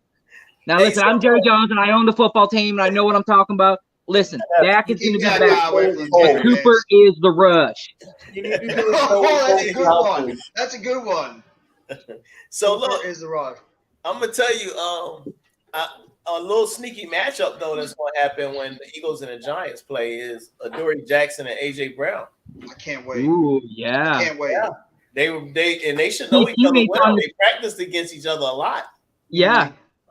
Titans. Yeah. Yeah. That's true. Those two guys know each other very well. Sneaky matchup, that's gonna be a sneaky matchup, and then also I want to see the Giants receivers against your cornerbacks because I know how good Slay played last night. But I think Slay does better against bigger, taller receivers. I don't know how Slay's going to do against some of those twitchy guys like the Giants have, like a Sterling Shepard, like a Richie James, like a Kadarius Toney, or Wan'Dale Robinson, who we still out right now. So I'm curious to see how Slay and Bradbury are going to play against those twitchy guys. They'll be able to handle a stiff like Kenny Galladay because they're going to handle the bigger receivers. But twitchy receivers are going to give those guys a little bit of issues. I'm not saying they're gonna wreck your defense, but those twitchy wide receivers that can get in and out of their breaks quick, it might give those cornerbacks a little bit of a problem. I think what they're going to do is, and I think they know that, and I think Bradbury is probably going to definitely help out. I'm sure he's going to give. I'm calling it Bradbury pick 6. I'm calling it. I'm calling it. I'm calling it Adoree Jackson pick 6. I think Bradbury and Maddox is going to take the fast, quickie guy. Jordan Hicks had an interception against us last night. Did you say that again, Mitch? Jordan Hicks had an interception against us. Yeah, thanks to daggone Gainwell and his fingers. Professor Gainwell. His fingers covered with butter. I actually got another matchup. I think another great matchup that's going to happen is between your offensive line and the Giants' defensive line when they're fully healthy. When you got Thibodeau, Ojulari, Dexter Lawrence, and Leonard Williams against your offensive line, because your O-line is still pretty damn good, but the Giants' defensive line, when it's healthy, is going to be pretty damn good too. So I think that's where a lot of the talk is going to be in terms of the trenches, is can the Giants' young defensive line be able to get enough pressure on against your offensive line and make Jalen Hurts uncomfortable, because Hurts has not played his best football against the Giants either. Maybe the Giants are that one team that the Jalen Hurts struggles against, because he's not played particularly great against the Giants on that team. Maybe it might be Patrick Graham's defense. We'll see how he does against Wink Martindale. But the Giants have been sort of that kryptonite for Jalen Hurts in terms of the opponents he's played against. Yeah, we definitely see he didn't play well. You better get ready for Andrew Thomas. Andrew Thomas. You want to talk about Micah Parsons? Andrew Thomas, the best-rated offensive tackle right now in football. The best-rated tackle in football right now. That's who Micah Parsons is going to be going against. So you want to talk about that? Good luck, Micah Parsons. I hope he slow Parsons down, because we got Cole up here, and Cole is up here, man. Andrew, you'll be finding out who Andrew Thomas is, my friend. But Michael Parsons is going to be stonewalled by Andrew Thomas on that offensive line. And I don't think Trayvon Diggs wants to see none. I don't think he wants to see none of Kadarius Toney after last year. Remember what Kadarius Toney did against Trayvon Diggs last year when he was twisting him up all the place like a pretzel, and he had a bad ankle that game too. Oh Lord, he won't. Said Parsons is going to destroy him, man. No, he won't. The Cowboys' defense in the top 5. Oh yeah, they played 2 bad offensive lines. I don't know, Coles. Honestly, I'm thinking of, since we have the Pick'em stream tomorrow on the Hardcore Sports Network exclusive 8:30. If you guys want to be a part of that, absolutely. Honestly, thinking about picking the Cowboys right now. I swear to God, I'm thinking about it. Do it. Everybody else has been picking against the Giants this entire season. Everybody has been picking against the Giants. Yeah. Yours truly on one of the games have been picking against the Giants. And all the Giants do is just go out there and handle business. Well, handle business. Darius Slay locked up Jefferson. Cole's locked up Jefferson. I mean, oh my God. Slay's locked up Jefferson. Coles, I don't know if it was a product of Diggs locking Chase down or the O-line being a turnstile out there. The Bengals' offensive line sucked. Let's just be real. Their offensive line is awful. That money they spent, I don't know if that was well spent. Let's be honest. Collins, great pickup. Great pickup. And I was pumping their tires in the offseason, being like, wow, that they're good pickups, and maybe this will help. So far, it's the same thing. We've been humbled for 10 years. How much more humbling do we need? This is our one chance we can actually go out there and talk smack for the first time in a decade. We don't need humbling. The Cowboys need the humbling. You guys have been talking smack every year. Giants fans have been waiting for this chance. Us Eagle fans could sit back and watch them go at each other here. This is entertaining. Yeah, but then we could also, you know what? Cowboys and Giants fans could sit back while you guys and Commander fans go at each other. So you got to talk about that. We could watch you guys go at each other the entire time too, like you guys and Tymus, or you guys and some of those other Washington Commanders content creators, because it's going to be the same thing. Where they at? NFC East rivalry week. No, Tymus is going to be on Cool Cat's show on Wednesday. Oh, that's going to be interesting. And then he's going to be on. I think he's going to be on Key in the Building. I'm not exactly sure. Okay. But Jeff, I have a question for you. Who do you have winning based off what you saw yesterday? Eagles or the Commanders? Who you got?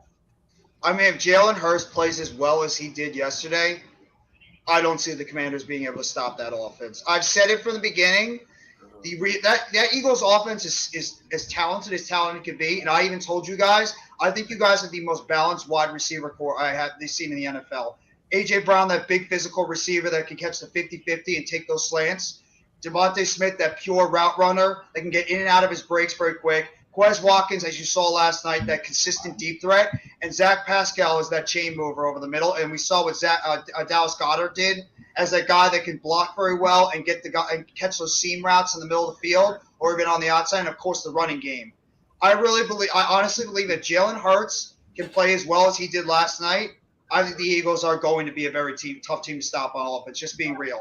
Giants fans, you can hate on me for saying that, but it's just being real. That Eagles team looked locked and loaded against a pretty good Minnesota team because Jalen Hurts was on his game. Wait, can I just hear again the Eagles are locked and loaded? Can I hear that again?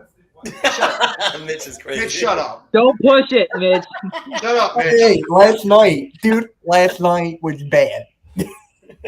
No, you guys were good. I'm not going to be one of those Giants fans that's going to wave the pom-poms like crazy and be like, oh, the Eagles suck, doesn't matter. We're still going to kick your ass. I want you to kick your ass. I want to kick your ass every time we play you, but I've got to be real. As an NFL non-biased Giants fan, I will give you guys credit. You looked awesome on offense, and that team was as balanced as can be. You guys got everybody involved in that offense that you should, and that's a balanced attack, and that's a well-oiled recipe on how you guys are going to be able to win on offense. And your defense, like you said, Jonathan Gannon did a good job blitzing on the outside. You rotated your defensive tackles really well. Fletcher Cox looks like a guy that just literally found the fountain of youth and looks like the perennial Hall of Fame player that he's been his entire career. Jordan Davis is a beast inside. Hargrave is very solid. And then you got good production on the outside from Reddick and Sweat. I mean, even your secondary was very solid, too. I mean, you guys locked down Justin Jefferson. I love all these compliments about the Eagles. I love it. Yeah, as a non-biased Giants fan. You know what? I give credit for you guys giving compliments to my team, too. That's being a non-biased fan. That's being a non-biased fan. You have to be that. You got to give it where it's due. I want to talk about a couple of things, though, since two things was brought up, and Cole's made a good point. One of them, and so did you. The one thing I noticed, the little quick short lulls that they went into where Cousins completed passes or wasn't getting pressure, the D-line didn't play aggressive. But the minute he started blitzing, even after they blitzed, like that very last interception with Slay, the front four got pressure on him finally. But it's almost like when he's aggressive, the D-line gets aggressive. And they keep with that aggressive mentality. When he's playing back and they're just playing coverage, we don't get no pressure from that D-line. It's almost like he needs to jumpstart them. And I think he got to get comfortable with his corners. You don't have these old corners you had before. Let these guys play. Go after the quarterback so they get the daggone ball out their hand. Because I don't care how good you are. You can only cover a person but for so long. And they're eventually going to get open, you know? So what do you think, Randy? Yeah, I agree, man. I agree 100%. Like you said, like there was times when like he would have his check downs, or he'd get the ball to Irv Smith, or he would get the ball to Thielen and stuff. But then like all of a sudden, and I'm the biggest Gannon hater here. All of a sudden he would just turn it up, and all of a sudden we'd see 6 or 7 hitting that freaking offensive line, someone busting through, him just throwing up a prayer, and one of our DBs either swatting it down or trying to catch it and it falls through, or intercept it. So yeah, like he does seem to understand. I think he saw after what happened in week 1 that, you know, you gotta send blitzes, you gotta send odd schemes from different fronts to keep them guessing, because a guy like that, an experienced quarterback, can dink and dunk you down the field for 15 plays, and next thing you know, there's a touchdown on the board. So he understood after what happened in week 1, he let his foot off the gas and he allowed the other team to come back. So he understood that, and I think he rectified that. Now, again, mind you, it was the Minnesota Vikings, and their back end is probably their worst out of the whole entire defense. Let's be real.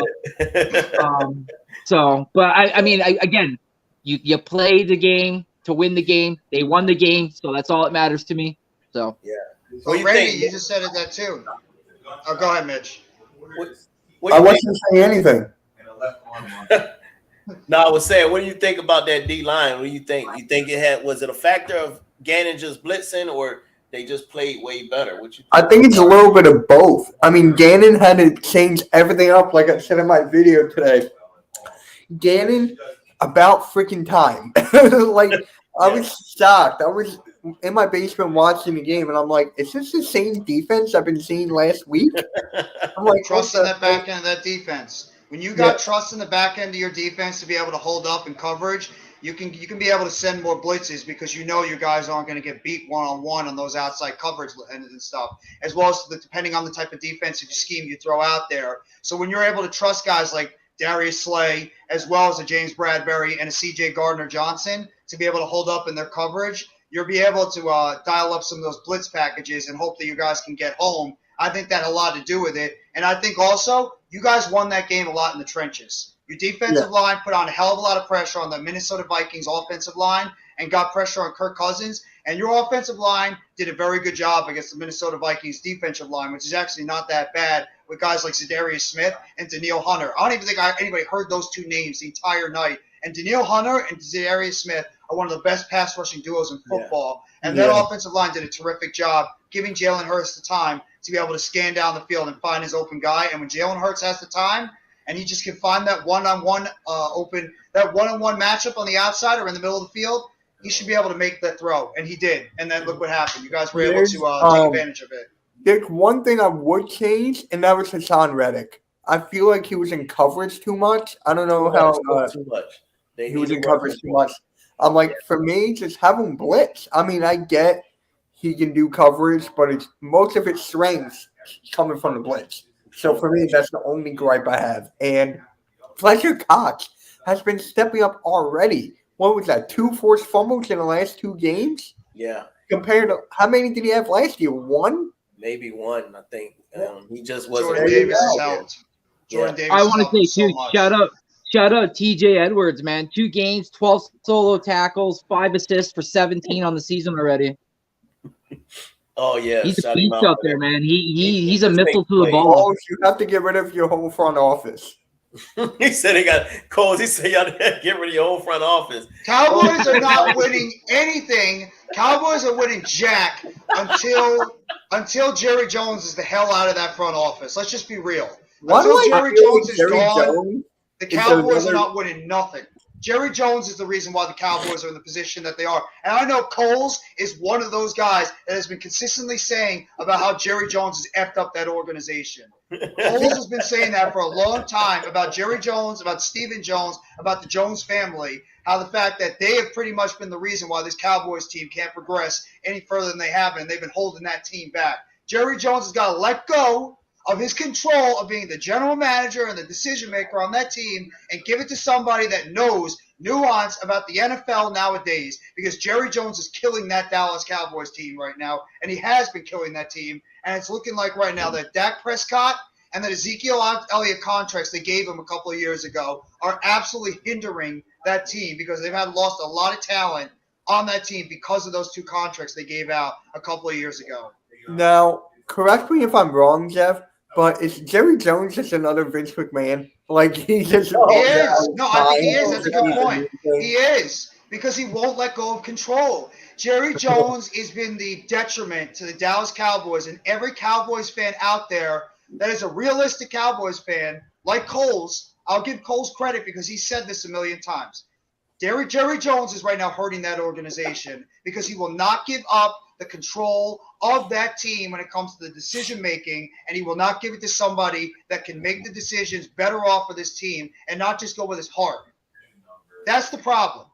If Jerry Jones can finally do that, or he can get the hell out of taking control of this team, you will see the Dallas Cowboys probably eventually. I hope to God not. I hope Jerry Jones is there until he's like 120. We all do. We all hope Jerry Jones is there for a very long time. He's sitting there in a wheelchair, like making all the decisions and everything. So he's 120, 130, 140, however old he is, making those decisions for the Cowboys. But until he's gone, the Cowboys are going to be a mess because of the fact that Jerry Jones does not know what he's doing to help out this organization going forward. Jerry Jones is going to be the guy in the wheelchair from Breaking Bad where he's dinging the bell, trying to tell you each letter to spell. He's like, he wants to trade someone. It's going to be like A, B, C, D, A, B, C, you know. To bring it back to the Philly or to the Eagles really quick, I wanted to say, though, if there's anybody I'm really, really kind of worried about and, like, it's giving me question marks, Jordan Davis. The guy looked tired and out of energy out there, man. There was so many times he was putting his hand up asking to be subbed out after being stuck on the field for 2 or 3 plays. Like, I'm kind of worried about his conditioning and starting to wonder if maybe, like, he's just not really, like, all there in it mentally. Like, he knows the player he is, and he knows the accolades that everybody's been talking about him. But, I mean, I just, like, he needs to be that cog in the middle for us. And if he's on the sideline, he's not doing us justice because he needs to be on the field.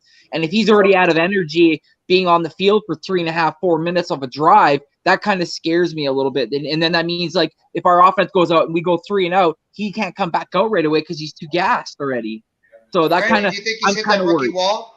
Do you think that he's already hit that rookie wall in the beginning of his career? I don't want because like I don't want to say like he's hit that rookie wall, Jeff, because like a lot of people even said when he came out in the draft he was 350 something pounds and he needed to get down closer to 335, 330 to compete in the NFL and to have that stamina / the endurance to withstand a full 60-minute game. What I think is that he got down to the weight, but he didn't do it in a way where his endurance has gotten down with that weight so he can withstand and last longer. I think he just lost the weight just so he could say he lost the weight. And I just feel like I don't know, man. Like it's so hard to say because like I could say this and then like the next game he goes out and he destroys the Washington Commanders or something. And it's just like, but from what I'm seeing is like the last 2 games against Detroit and against Minnesota, the guy looked gassed. The guy looked tired. He is. I'm gonna say this. This is what I think. Jeff, I'm gonna say no. He hasn't hit a rookie wall yet. I'm thinking it's a product of a couple of college. It's a different game, different speed. These guys are going nonstop. You can't really afford to take off. With college, you probably can hide a little more, take a play off. You got other playmakers. He was on a team with a bunch of other playmakers. So he wasn't relied upon. I mean, we're not relying on him here as well. But here in the NFL, you're going to have to play. You're going to have to ball. Early in the season, so I don't think his body's adapted yet to the NFL. He'll make an impact. Then you factor in the sucky Eagles off-season practice and training camp. They don't really do a lot. So I don't think he had the time to build the endurance up. I'm thinking – can he survive in the NFL? Yeah, Vince Werfel did it with the Patriots. He did it with the Patriots. He did it with the Texans? I think it was. He's played for a while at being big. Now, does that make him only a first and second down player? All right, maybe every now and then you have him on the third. There's a third down, but he's still a rookie. So it's going to take a lot of work. It may take him all season long and may not really get the hang and like start getting really in good body shape in the season. And I wouldn't be surprised it won't be till next season that you see him really conditioned because of the way they do practices in the off season. So he didn't have a chance to get enough in to really get conditioned. So yeah, and I think that's something that the defensive coordinator is going to have to keep an eye on, get him out of there so he doesn't get injured because that's what you don't want. When you get too tired, you get sloppy, you lose technique, and you risk injury. You know.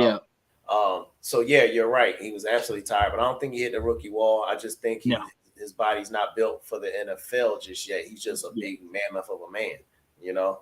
And the rotation is going to help him out too when he's going to be able to rotate with guys like Hargrave, with Milton Williams, as well as Fletcher Cox. He's going to be able to not have to play a whole bunch of minutes. He can, come in when he's needed for those rundown plays, or even if he wants to bring some pass rush from the defensive tackle position. But I was going to ask you guys, since the three of you guys are on here, and if you guys are not already, make sure you guys sub up to these 3 other content creators, the Eagles great content creators here, Philly Sports Rap, Next Shift Randy, and of course the great Mitch Kopsky. Make sure you guys sub up to these guys. If you want to sub up to this New York Giants content creator too, you may as well. But I was going to ask you 3, what about the Commanders matchup being real? Not take away your fan card right now. What about the Commanders right now makes you guys the most nervous going into that matchup against Washington next week in Week 3? Be real. Jonathan, go ahead. Jonathan Gannon, can he keep it up? Can he do the same exact thing that he did against the Vikings? My guess is no. But yeah, Gannon is the first one. I'll think on other ones. Okay. What do you think, Randy? Yeah, I would kind of piggyback on to like Mitch said with Jonathan Gannon, but Mitch can piggyback on me because I'd break his back if I piggyback Mitch. I'd also say too, like Jahan Dotson has started to slowly show that he's kind of like a guy in this league right now. The past couple weekends, he's kind of balled out. Curtis Samuel has a resurrection again. All of a sudden now he's starting to play really good ball. Antonio Gibson's a guy. Again, like they got these guys, but it's their defense that it's like the biggest question mark for me because it's like, they beat the Jacksonville Jaguars 28-22, but then they come into Detroit and they get whooped 36-27. So it's like, for me, it's like, what defense is going to show up in that game, right? Is it going to be the defense that tries to lock you down and send the front four and odd man blitzes, or is it going to be the team that kind of sits back and plays zone like they did against the Detroit Lions, and the quarterback's just going to be able to dink and dunk you, kind of thing, right? So for me, I'm kind of nervous about what kind of fronts they're going to bring, but what I've seen so far from Jalen, I have faith in him. So I'm not going to say I'm scared, but I'll be cautious for sure. I'll be cautious. So but they got Carson. It's like, early Christmas gifts. He like giving yeah, out. So for me, really honestly, if I must first and foremost, I'm gonna be honest and admit this out the gate, and it doesn't even matter. I had predicted the Eagles to win 11, maybe 12 games. I had us starting slow. I actually had us being 1-3. They already done surpassed that. We're already 2-0, so it'll be vice versa. I had us losing to Minnesota, and I thought Wentz was going to be ready, and we would lose that game. Now, has that changed a little since seeing the Eagles play? Yeah, it has. I don't think we'll lose, but I don't think it's a walk in the park. My fear with Washington is that,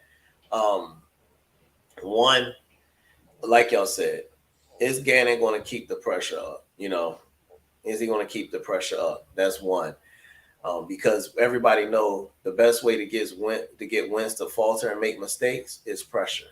Mm-hmm. Don't sit back there and be comfortable. Wentz knows how to read a defense. That's not his problem. His problem is being calm under pressure. Other than that, you give Wentz time, he will destroy you. Let's not sleep on him. For the first 2 weeks of the season, he's thrown well over 200 yards. He's thrown, I think, a total of 7 touchdowns, maybe. I think it is between 2 games, 3 one game, 4 another game. So he's throwing touchdowns. So he's not a total bum.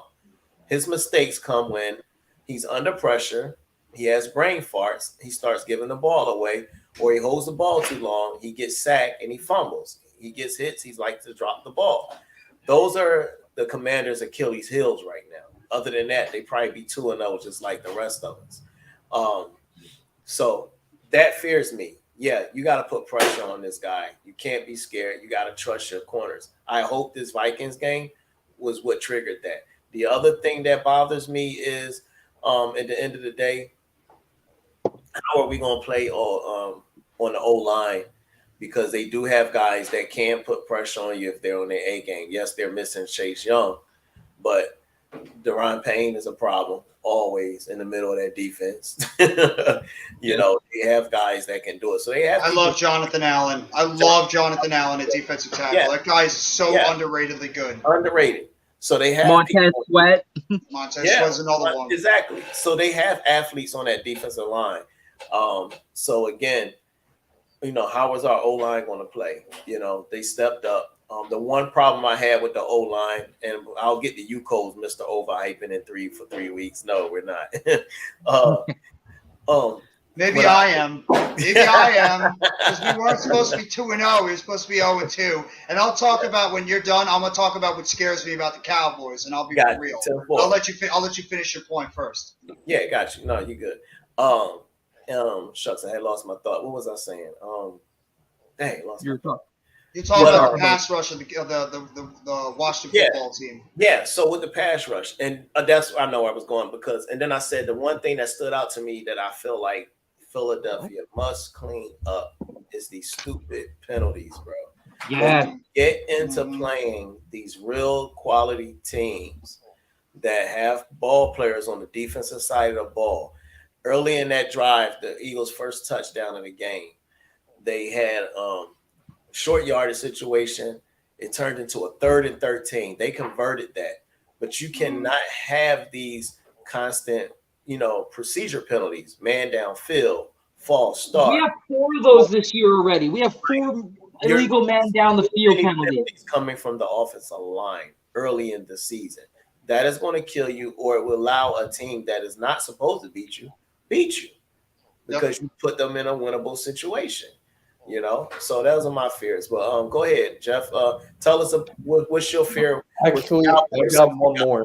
Coles up here talking. I also wanted to say you were right. You're right, Tone. Carson has 650 passing yards, 7 touchdowns, and 3 interceptions. See? He's scoring. He's throwing the ball. So for me, I just on another one. Yeah. It's Jalen Hurts.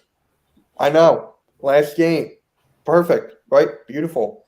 Can he keep that up against the Commanders' defense? Can he keep this up? Can he be consistent? That's what I want to see. Can he still be accurate? Can he still be doing all of this? Mm-hmm. I'm telling you, man, last night I saw a different side of Hurts. I liked it. I want to keep this side. I want to keep it. Mm-hmm. Now, is it possible? 50-50. But for me, I'm like, Hurts scares me in the run game a little bit. It scares me. I mean, I hate the fact that Jalen Hurts is running more than all the other running backs. I hate it. That's like my main gripe. Miles Sanders deserves most of the carries, then it's Gainwell, then it's Hurts, or Hurts and Gainwell, whatever you want to put it. Yeah. And that's it. Well, I will say he don't take a lot of big hits. I mean, outside when he close to the goal line, he's fighting and trying. That's a good way to get hurt, But for the most part, even when he scrambles, he slides. He gets down out of harm's way, kind of much like Russell Wilson does. But I get it. I don't know. I just say he got to just play his game. He needs to be on his game, protect himself, because if you box him in, you take away the offense. I can't even find the right word, but you shrink your offense down to just one way. And he's not a Brady. He's not an Aaron Rodgers. He needs that ability to be able to run. Purple Pocket Podcast says you guys cheated him. No, Said y'all cheated us. Oh my God! Here we go. Be real, bro. Your team got their asses kicked by the Eagles last night. Yeah. You were talking all this smack saying that Justin Jefferson was going to pop off and that our corners weren't going to be able to keep up with him, and you're expecting close to 200 and 2 touchdowns or something like that. And did he even get 50 yards, 20 yards? He got over 4. He got over non-existent. Exactly, that's my point. Non-existent. The guy. Because your quarterback is garbage in prime time. That's what I kept trying to say to him. 2-10 in prime time. Purple Pocket, do me a favor and sub up all these guys, man. Sub them up. They're part of this group. And watch your. Oh, okay. Watch that you lose to Detroit. If you lose to Detroit too, something's wrong here. Hey, Purple Pocket Podcast. We'll see you guys later in the season because we play you guys later in the season. Talk is cheap when the guy's head coach calls a timeout to allow us to kick a field goal. Okay. Rap, you got to do a collab with Jeff here. Let me let Jeff go ahead and but real quick, Rap, you got to do a collab with Jeff when you guys play the Giants. Yeah, I wouldn't mind that. Just let me know. Throw me a DM later in the season. We'll try to collab up together when the Giants and the Vikings play. But in terms of the Cowboys, what scared me the most? Well, one of them actually would have been Dalton Schultz, but at least everything that you hear is that Dalton Schultz probably not going to play on Monday night because he suffered an injury this past game. So I don't think he's going to be out there. But one guy that does scare me is Tony Pollard because one of the biggest weaknesses of this Giants defense right now is their inability to cover the middle of the field, and they're getting beat by a lot of these running backs / fullbacks and even tight ends coming out of the flat and getting in the middle of the field and getting those big chunk yards. Hilliard on the Titans, their fullback / running back, had a couple of touchdowns against us in the first week. And then a couple of the other plays McCaffrey had in the middle of the field. The Giants struggle a little bit when it comes to the linebacker coverage, as well as, their safety sometimes come a little bit too slow in that middle of the field when it comes to their coverage. I think they did better because they got their rookie Dane Belton back in the middle of the field, and they were able to go with that 3-safety set with Dane Belton, of course, Julian Love and Xavier McKinney. Well, I love Xavier McKinney. This guy has been playing fantastic since he started the season. But that's one thing that worries me is Tony Pollard. Just being real, I got to be real about it. I'm scared to death of the Cowboys pass rush because the Cowboys do have a great pass rush. I was joking with you before. Andrew Thomas, I think, will be good holding up on his own. But if you guys throw Micah Parsons on the other side against the rookie Evan Neal, while I like Evan Neal a lot, and I think he's going to get better as the season progresses, he is right now struggling in terms of his pass protection. The offensive line as a whole for the Giants has been struggling with their pass protection. So I do believe you guys, and guys do have a very good pass rush overall. Guys like Armstrong, Gallimore, Adigizua, and of course DeMarcus Lawrence. You guys might be able to get some consistent pressure on the New York Giants and make it a little bit uncomfortable for Daniel Jones to be able to operate in the pocket.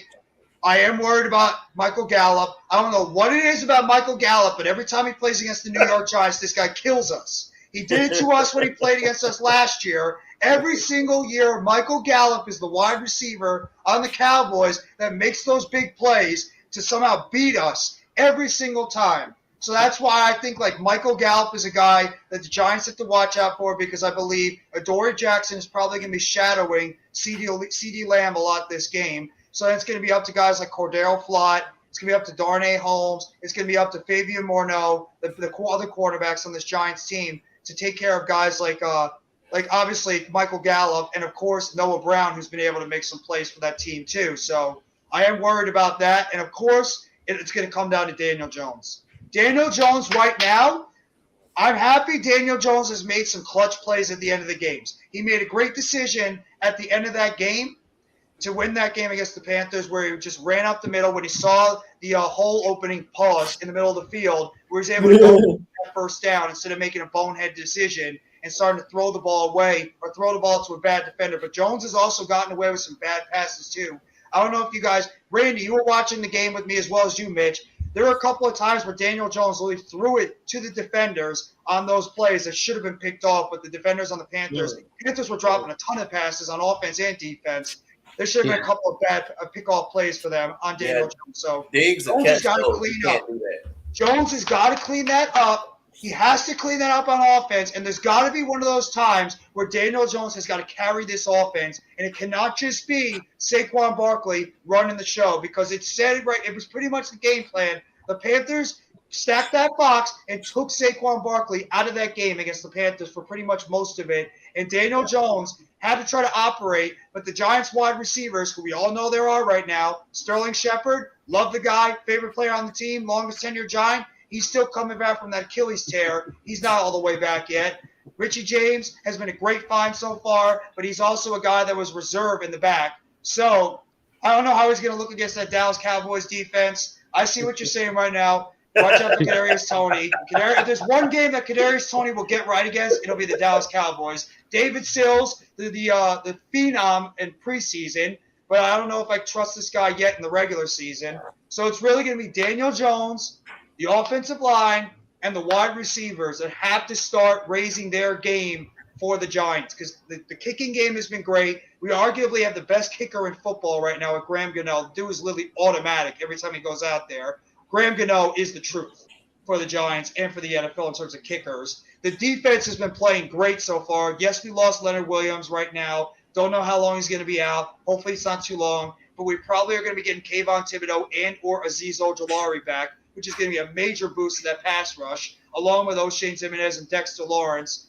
The secondary has actually been a lot better, even without Aaron Robinson, who's actually off to a good start. Unfortunately, he had the appendix surgery, so he's out right now. But the secondary has actually not been bad. I love my safeties on the team, Julian Love, Xavier McKinney, and Dane Belton. But I want to see this wide receiver core, that's including you, number 19, and you, number 89, get the hell out there and start making plays, unless you guys are going to be benched again. It's about time you guys show up. It's about time you guys show up. It's on the offensive line to start pass blocking better, because the offensive line's pass protection has not been good, but Giants fans have known, and you speak to any Giants fan, we expected this to happen. It's going to be a work in progress with a whole new offensive line besides Andrew Thomas at left tackle, and Daniel Jones has got to start pulling his weight in terms of the passing game. We cannot survive Daniel Jones going out there and passing for 200 yards passing, 178 yards passing. He's got to have one of those Jalen Hurts type performances where he goes out there and he passes for 250, 300 plus yards, 3 touchdown passes. That's the type of performance we need from Daniel Jones to really give the assurance that this Giants offense is going to be able to show something, and that we're going to be able to maybe have a season that we can truly get behind. course, I love being 2-0. I know I'm rambling on right now, but it's just great. It's great that the Giants are 2-0, but let's be real. This team has a lot to work on right now, and the Giants have to get that offense going forward. But those are my concerns right now in terms of the Dallas Cowboys. All right. Hey, real quick, shout out to the 7 people in the chat. Shout out to all of you. Shout out to Purple Pocket Podcast. Thank you for showing your face after that ass whooping. But yeah, Jeff, he looks like he wants to collab with you, with you, bro. It's in the chat. Yeah, let me know when we play you guys. Let me know when we play you guys. Yeah, he definitely want to collab with you. Again, y'all, I think everybody that came into the show, everybody that's tapped in tonight, I have my man Randy. Philly Halftime told me he could, Randy, so we'll talk. We're gonna have the Let's Talk About It.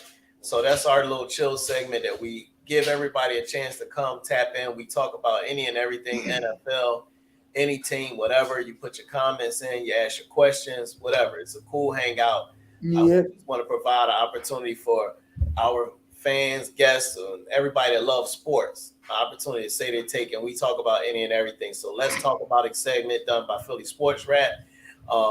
Thank you, Hardcore Sport Network. Like I said, Let's Talk Sports, and everybody out there who support Philly Sports Rap. I hope everybody has subbed up everybody in here. We got my man Jeff. We got my man Next Shift Randy, my man Mitch. We're all Eagle fans except for Jeff, but we love him. Well, I'm just going to say, too, I appreciate you guys allowing me on the platform with you. I know it's an Eagles heavy show. I know I'm a Giants fan, but I love all what you guys do. I love all the content that you guys bring to the table. We might hate each other's teams, but we got a lot of respect for one another. And if you guys want to check out more of my stuff, come check me out tonight. I'm going to be with a couple of great Giants content creators tonight. NYG22, Unpopular Opinion in Sports. I know you guys probably know him. Great Giants content creator. He's going to be doing a show tonight called for the Bright Lights in New York City. So he's going to be doing a show tonight with another great New York Giants content creator, Coach Ed Gladney's Amazing World of Sports.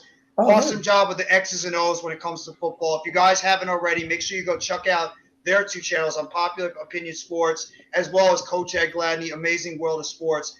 Not only do they give you great Giants content, they're going to give you great content when it comes to baseball, basketball, hockey, even college football. And these guys know X's and O's. Go check them out if you haven't already. So I just want to give a shout out to a couple of great New York Giants content creators out there. And thank you guys so much for allowing me on the platform with you, Philly Sports. Hey, man. Love what you do.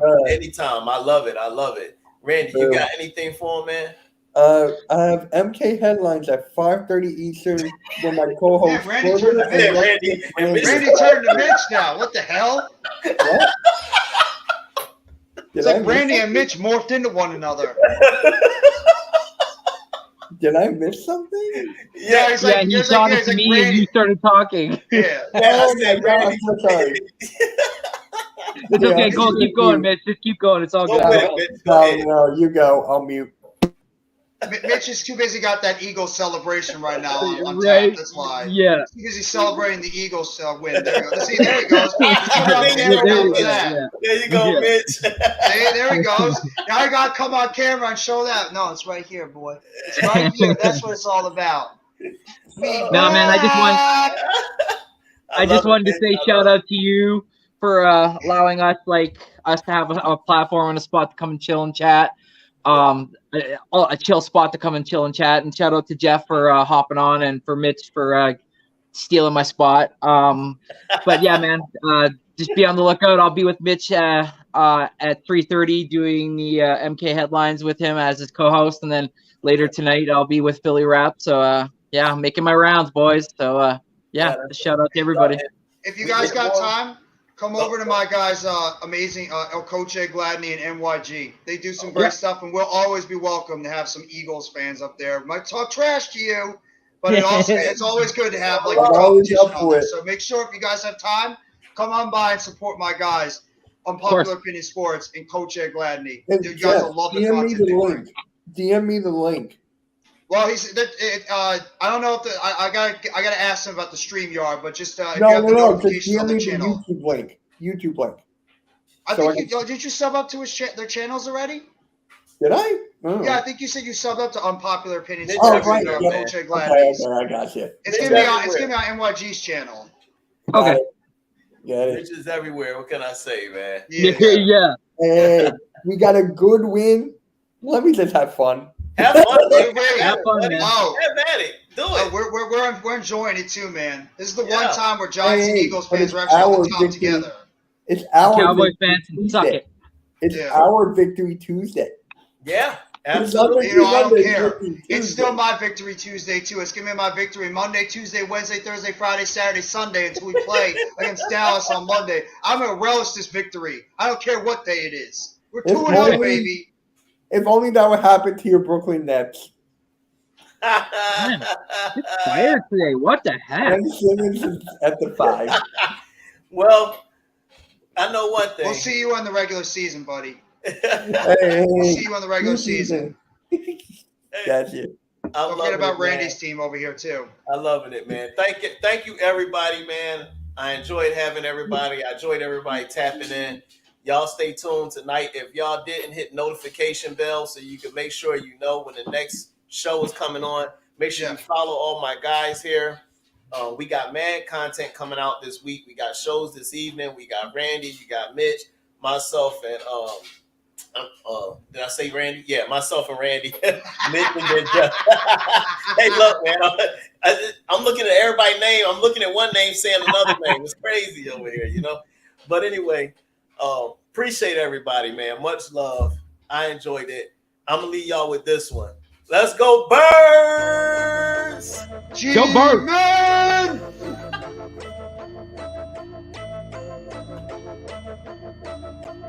Yeah, I'm coming for the top.